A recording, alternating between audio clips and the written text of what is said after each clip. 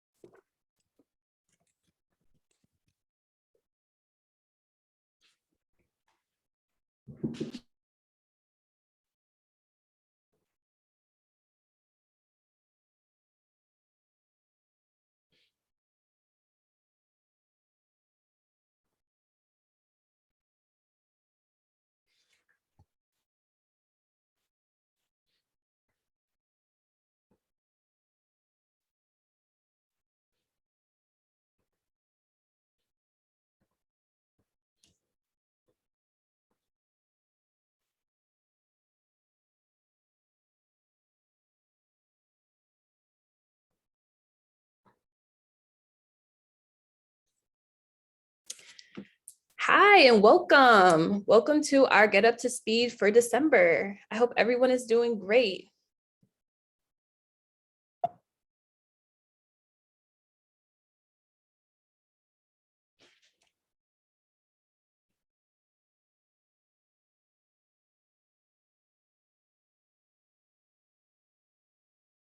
I invite you to add your name, your location, your business type in the chat, and maybe even a little bit about why you participated in the 2020 midterm elections and what happened in your specific state.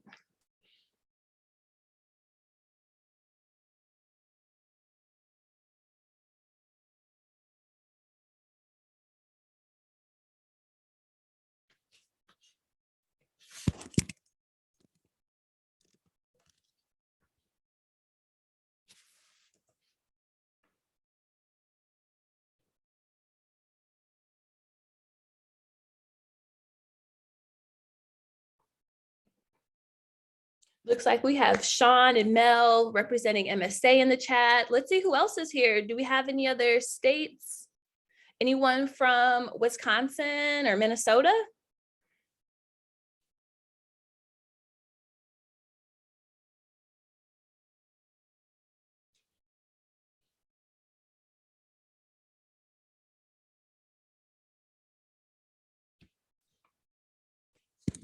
Looks like we have 3 folks from Wisconsin, Minnesota. Folks have raised their hands. Ooh, that's great. That's great. And we still have folks joining the room.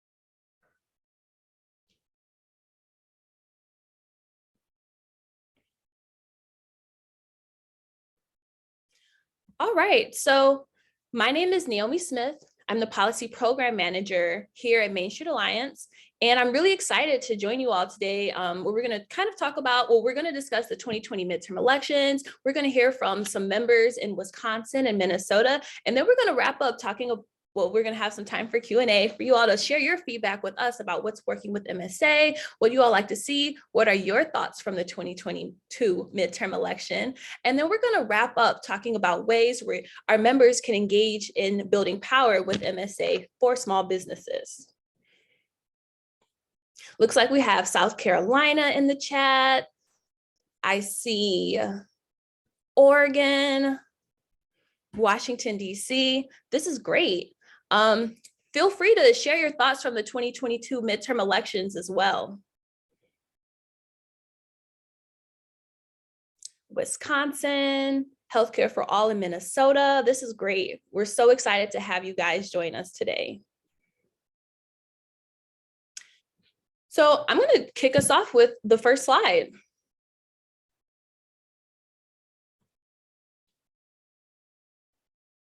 The 2022 midterm election results. November 8th was an exciting day for people across the country. We had 35 seats in the Senate up for re-election. And what we saw was that we had a Democratic majority win. And we're still waiting to hear results from the Georgia runoff election between Senator Ralph Warnock, and Herschel Walker. And in the House, the US House of Representatives, we had 435 seats up for re-election. And this was the first election for both the Senate and the House post the 2020 census. So there were redistricting, which affected a lot of the congressional seats. We saw that there was a Republican majority, and we're really excited to see what this Congress will do around small business legislation in 2023. We know that the president has requested $914 billion for the Small Business Administration, and that's almost $160 billion more than 2021. And you know what? In 2021, there were a historic number of applicants to become small businesses, more than any year in history. So I think this explains the dynamic increase in funding for the Small Business Administration. And a lot of this funding will go to address the need for greater access to affordable capital, especially for BIPOC and other underserved entrepreneurs, like those in rural communities, women-owned businesses, and veterans. These investments will also go towards domestic manufacturing infrastructure and to businesses supporting climate change. So we're really excited to see some of the programming and investments from the Small Business Administration in the new year. I'd also like to add that small businesses with less than 50 employees created a record 2.8 million jobs in 2021. So the true small businesses, those that make up the membership of MSA, are doing great work for the country and our economy. And so with this Congress, it's up to this Congress to introduce and pass legislation to support the work of the Small Business Administration and to uplift and support the work that you all are doing as small business owners every day.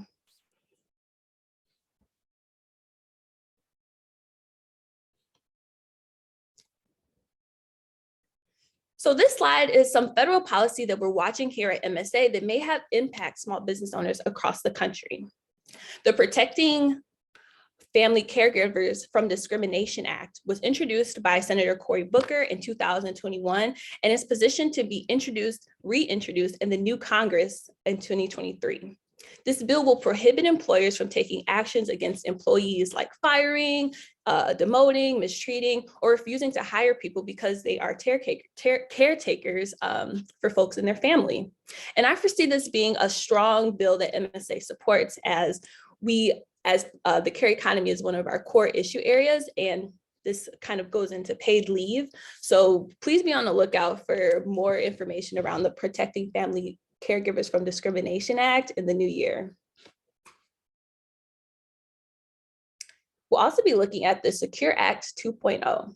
Now, this bill was introduced in the House during this current administration by Representative Richard Neal, and we could see action on it this month. And if we don't, we may see it in 2023. This bill has up to 70 provisions that may make retirement inequalities worse.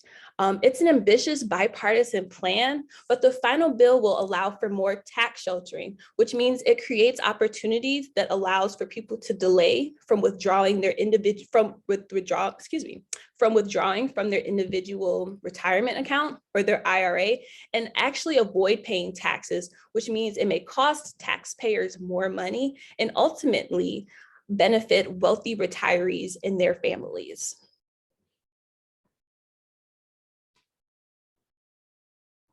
Lastly, MSA will be looking at the Family Security Act, which was introduced by Senator Mitt Romney and will address the cost of childcare. Now, some of the top concerns we see about this legislation now is that the Congressional Research Service, CRS, finds that the lowest income families may receive smaller child tax benefits than the current tax credit, and higher income families may receive a larger benefit than they already do. So we're watching these three legislations right now. We'll keep you updated on other federal legislation that will impact small businesses. And I'm really excited to turn it over to our Wisconsin organizer, Sean, to talk about the impact of the 2020 midterm election in the state of Wisconsin. And then we're going to have Melissa Buchholz come and talk about the member point of view. Well, thanks, Naomi. Can you move to the next slide? So this is a great, kind of encapsulation of what we've been up to over the course of the last, 6 months here in the great state of Wisconsin. We worked closely with our wonderful contract canvasser, Michelle Tressler from Hinterland Brewery. As you can see in the top left-hand corner here, we held roundtables all across the state, engaging with folks running for U.S. Senate for the 3rd Congressional District. And we also launched a series of candidate questionnaires that was informed by our members. We were able to collect over 100 questions from across the state for the candidates, and we got them on the record. And now we're going to make sure that they actually live up to what they committed to. So next slide.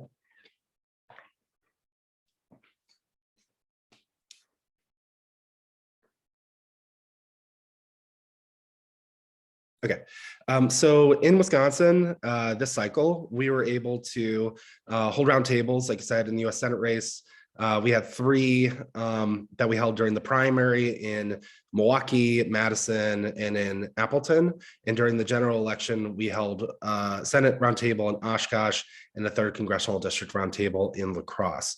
The Senate race was one of the closest in the country. It was a 0.5% margin at the end of the day. It was one of the closest fought Senate races in the country. 3rd Congressional District, same thing. That was really one of the seats that determined the majority.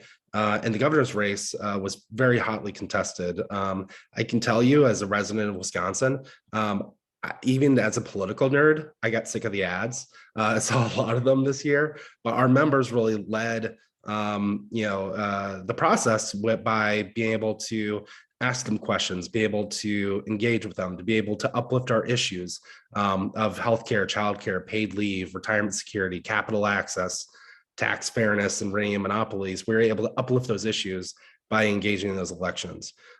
We got over 321 of our wonderful member businesses in the state to commit to vote in the November elections and to encourage other folks to do so. And we also submitted candidate questionnaires to the folks running, like I said, for governor, U.S. Senate, and 3rd CD. We actually got answers back from some of those candidates, and you can check them out at that link. We'll put it in the chat as well. Melissa in Minnesota did a great job with the team there as well to do something similar. And we were able to share these results, not only with our own members and supporters, but also through the press and with the rest of the true small business community, reaching people all across the state. That said, I wanted to tee up Melissa. Melissa is on. And so I'm going to allow her to talk, to be able to share a little bit about her experience being active with our Get Out the Vote efforts here in the great state of Wisconsin.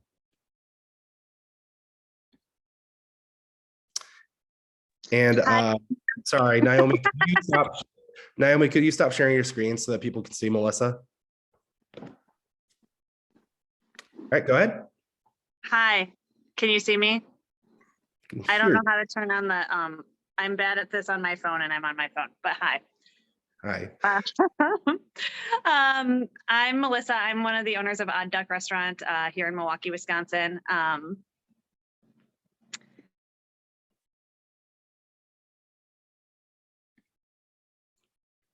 Hey, Melissa, I think you're on mute.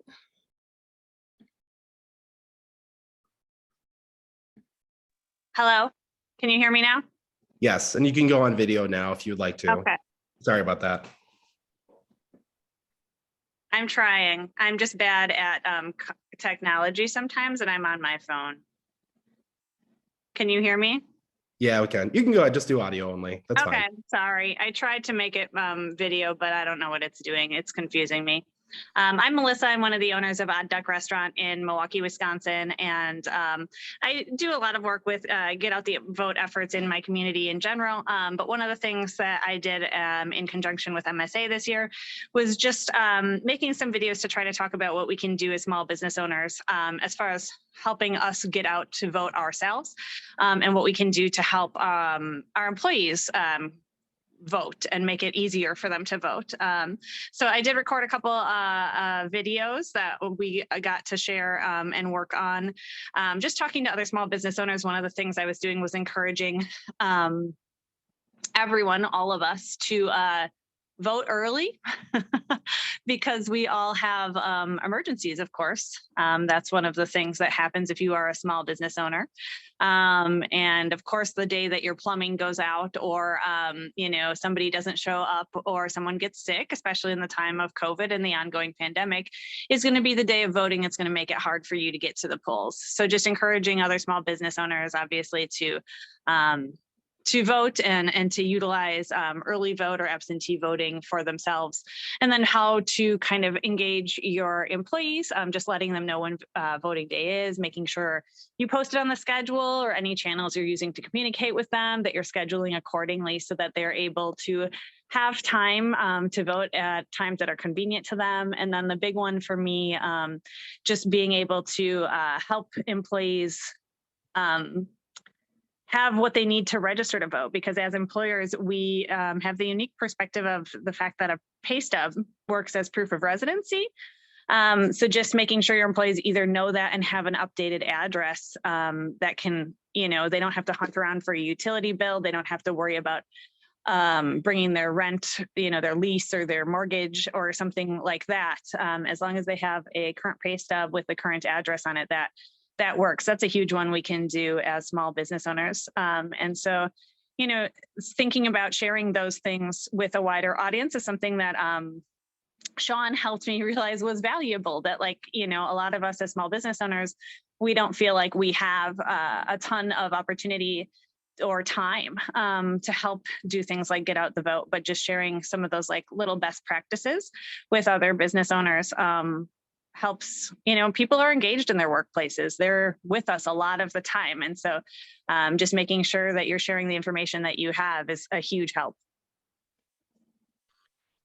Well, cool. Thank you very much, Melissa. And just want to say, appreciate your leadership and really stepping up and not only getting the word out to the broader audience, but, taking it on yourself to really make sure that your staff was informed about their options and making it easy for them to be able to vote, because ultimately, we have networks that already exist that we're already tapped into. And it's just a matter of having those personal conversations to be able to make an impact. So thank you very much. And we'll pass it off to Team Minnesota with Mel.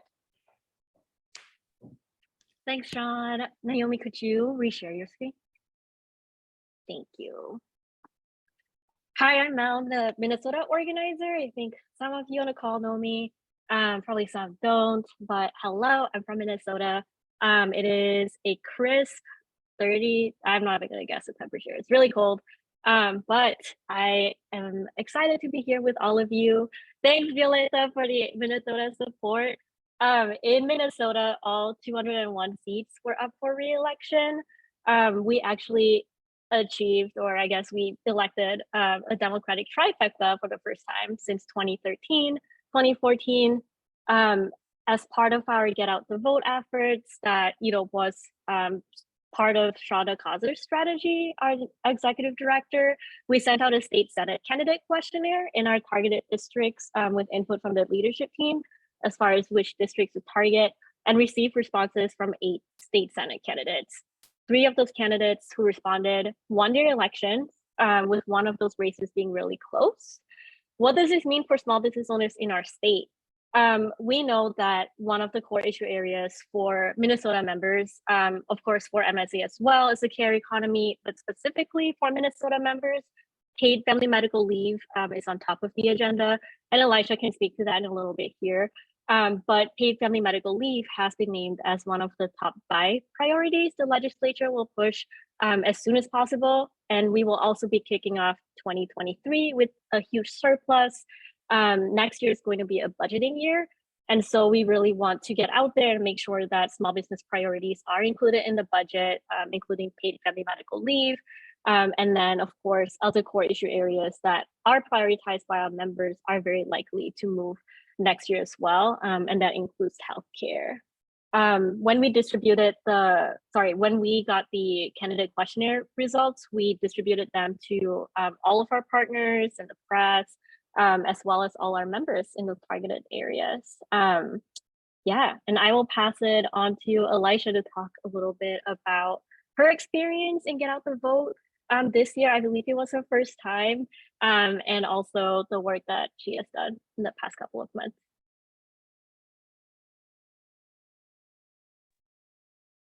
Hi guys. Let's turn. Okay. Can you guys hear me? Yep. Yes. Again, I am Elijah. I am here in Minnesota. I own a post-construction and janitorial cleaning company here located in Minneapolis. Yes, this was my first year partaking in the Get Up and Vote, and it was amazing. It was very informational working with Mel. We also, as you guys can see on the screen here, we actually also took part in two roundtables meeting with Johan, which was awesome. One earlier this year and one that we wrapped up, I want to say in October. Can't remember if it was October, but yeah, which was very informational. Also just spreading the word in community. And that means just the small conversations if I'm at team meetings, making sure that everyone know how important it is to vote and just making sure that everyone understand how small business owners need everyone to get out and vote when it comes to paid medical leave. So definitely pushing that. I went through a medical emergency this year in September that actually was devastating a little bit because I was out of work for a couple weeks. So just sharing that experience, creating videos. Everyone's huge on the social media platform. So just making sure that I'm spreading the word and spreading videos that way. Also speaking with other small business owners as it comes to just networking events and making sure that people know how important it is definitely to get up and vote. And it is not a long process, you know, like just taking your time out to vote and get your voice heard and understanding that we have to make a change as power as a team and not just complaining about the results when you're not actually involved in getting those results that you want. I did partake in sending out emails of the candidate questionnaire to a few people, just making sure, reminding them when it's voting day and how important it is for them to be heard. So yeah, it was definitely a pleasure of partaking in Small Business Month, get out and vote and different things like that. So my pleasure, Mel. Thank you so much. Perfect. Thank you. I was gonna point out to you in the top right photo, that's Representative Jamie Becker-Finn. She's the owner of Makwa Coffee. She's also one of our voter registration captains for this election. So that's really exciting. And then Urban 29 is another business in St. Paul. But we also have voter registration captains, and of course, Representative Becker-Finn being a part of the legislature. After I dropped off those forms, the first thing she did was ask her employees if they were registered to vote. So that was really funny. But yeah, I'm really thankful for your participation, Elisha. She really stepped up and took on a leadership role in the roundtable with Representative Omar opening us up. And then we'll be wrapping up our work with the grassroots assembly next week, where we will use all of this information and engagements to strategize together for our next year and how we want to hit the ground running. So yeah, great job. Thank you. Thank you.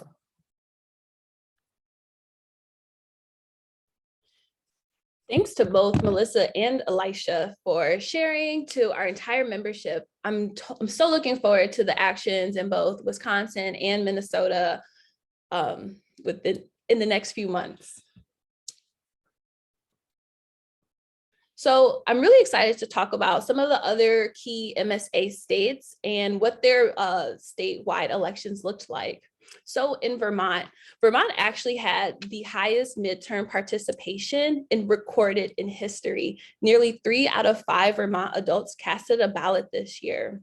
And as a result, there is a Democratic supermajority in the House and Senate.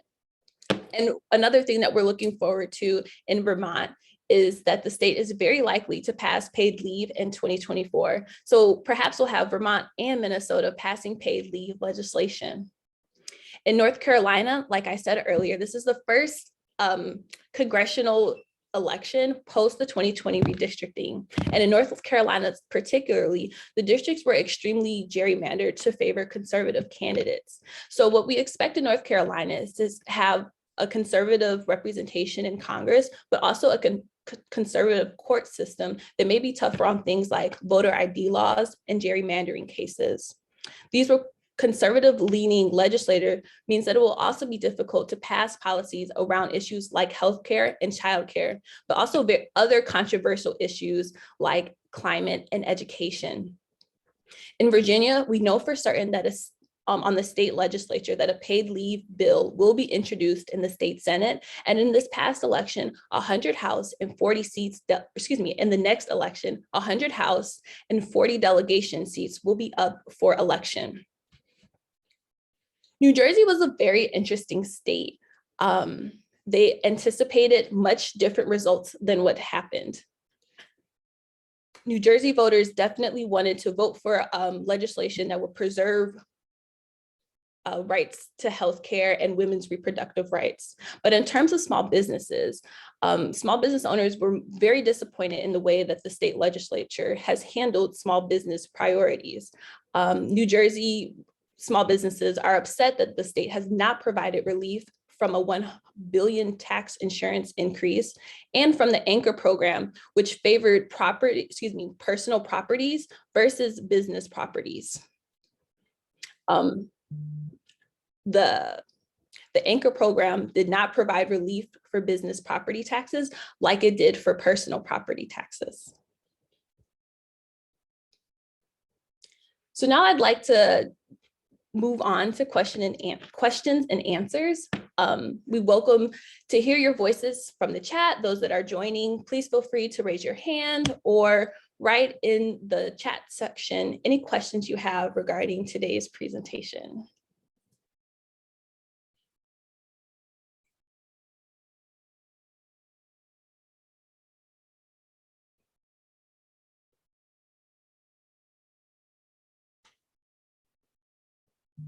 Yes, Mel?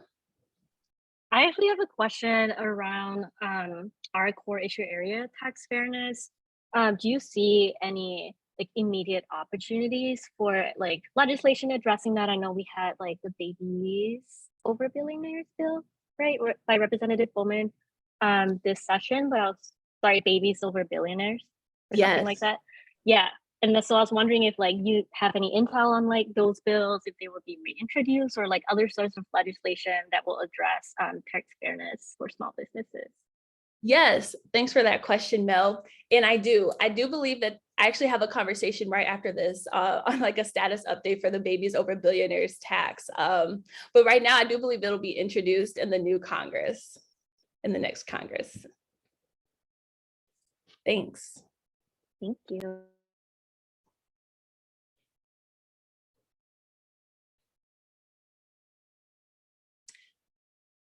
As we wait for more questions, I would encourage you all to participate in our, is there any monopoly legislation moving anywhere? I think we have some anti-monopoly legislation moving in Minnesota. Mel, would you like to speak to that a little bit? Yes, we do. So we are part of a anti-monopoly table in Minnesota. There will be three. So there was three legislation that was introduced this past session on monopolies. I think one was to change the definition or to update that in the state constitution. The other one was to prohibit self-preferencing. And then I don't remember the third one, but we are actually doing a legislative briefing in a couple of weeks to brief legislators on the priorities and how they relate to small businesses. But essentially that effort is actually being led by the Farmers Union. And we're working closely with the Office for the Attorney General. So I know that's moving. I'm not sure about at the national level though. We actually just signed on to a letter to pass the Journalism Competition and Preservation Act, which is a bipartisan solution to big tech's exploitation of traditional news media through its monopoly over online advertising. So one way that we're trying to look out for small business publishers, authors, and that industry. And the new Oregon governor may possibly have some legislation around this. That's great. That's great to know. Thanks. As we wait for a few more questions, I just want to remind folks that we did send out the 2022 post midterm election just to hear from you all on one, what encouraged you to vote in this election, and 2, to also learn about what are some of the top challenges facing our membership.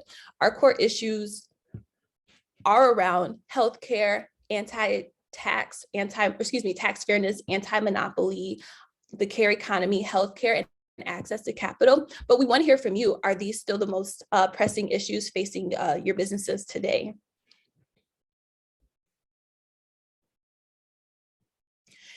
So I'm really excited to share some of MSA's upcoming events. This is an opportunity for our members to talk with us directly.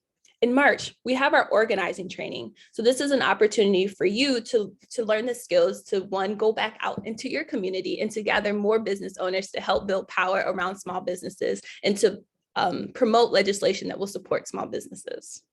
In April, we have our small business prep session for our May Small Business Month. This prep session will help you, we'll talk about the ways that we talk with our legislatures, the asks that we want to make, and give logistical details.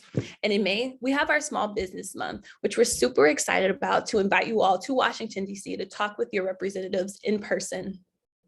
And in July, we have our elected leaders training. And this is an opportunity for MSA members that are interested in eventually running for office to have that training so that you know how the legislative process works, know how to run a winning campaign, and know how to promote MSA core values in your campaign strategy. So I thank you all for your time. And I have a brief survey that I'd love for you to complete. If you hold on momentarily, I will raise the polling questions.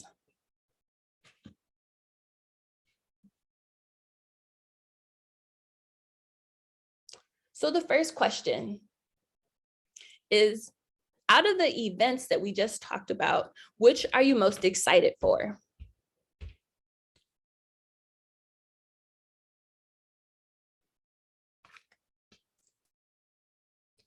I see the results coming in. Looks like a lot of people are excited for May Small Business Month and the organizer training.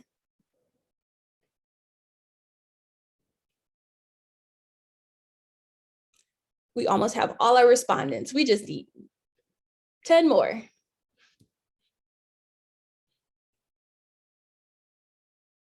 Very good. May Small Business Month.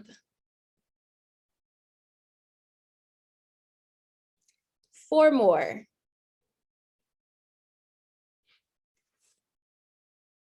Okay, thank you for participating.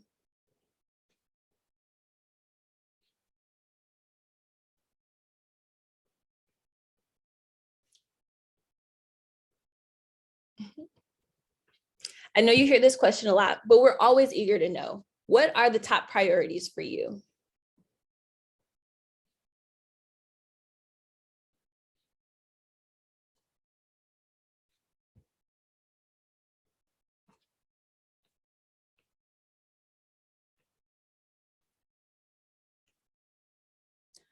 Looks like we have a lot of healthcare and care economy.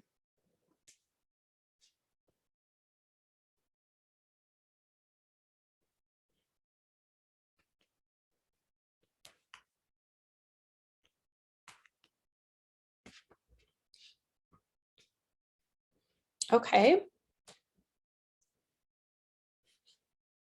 Great. And our final question, will you commit to telling another small business about MSA so that we can build power together?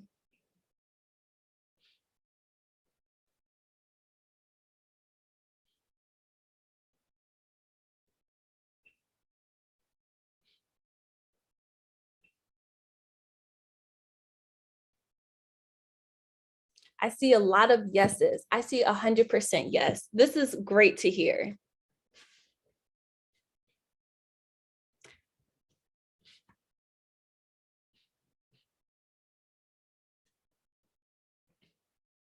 I just want to thank you all for taking the time to participate in this brief survey. And in the chat, we're going to post the 2022 midterm election survey so we can hear from you a little bit deeper about some of your stories around these issues and what led you to participate in this election.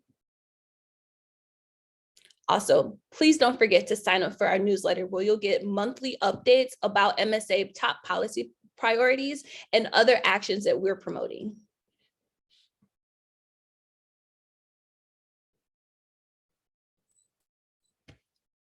Thank you. And as always, we invite you to share your story with any of our organizers, Mel, Sean, Dominique. We're always open to hearing and learning directly from you. Again, I encourage you to complete the post-2022 midterm election survey. The link Sean shared in the chat. And also stay tuned as we announce the date for our January 2023, our first get up to speed session of the new year, where we're going to review our survey results from the midterm election survey.